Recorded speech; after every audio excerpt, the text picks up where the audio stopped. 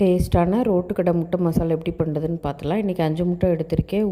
உப்பு போட்டு முட்டை வேகட்டும். இந்த கேப்பில் மசாலாக்கு ரெடி பண்ணிடலாம். 2 பெரிய வெங்காயம் எடுத்திருக்கேன், 2 வெள்ளைப்பூடு, கொஞ்சமாக இஞ்சி, ஒரு பச்சை மிளகா, இஞ்சி பூண்டை தட்டி எடுத்துக்கணும். முட்டையை வேக வச்சு கீரல் போட்டு வச்சுக்கலாம். அப்போ தான் மசாலாலாம் நல்லா உள்ளே இறங்கும்.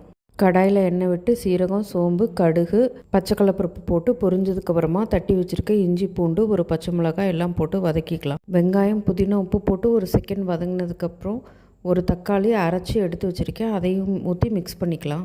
தக்காளி ஒரு செகண்ட் குக் ஆனால் போதும். மஞ்சத்தூள், கரம் மசாலா, தனி மிளகாத்தூள் எல்லாம் போட்டு அந்த பச்சை வாசனை போகிற வரைக்கும் நல்லா கிளறி விட்டுட்டு ஒரு அரை டம்ளர் தண்ணி ஊற்றி எண்ணெய் பிரிஞ்சு வர வரைக்கும் நல்லா வதக்கி எடுக்கணும்.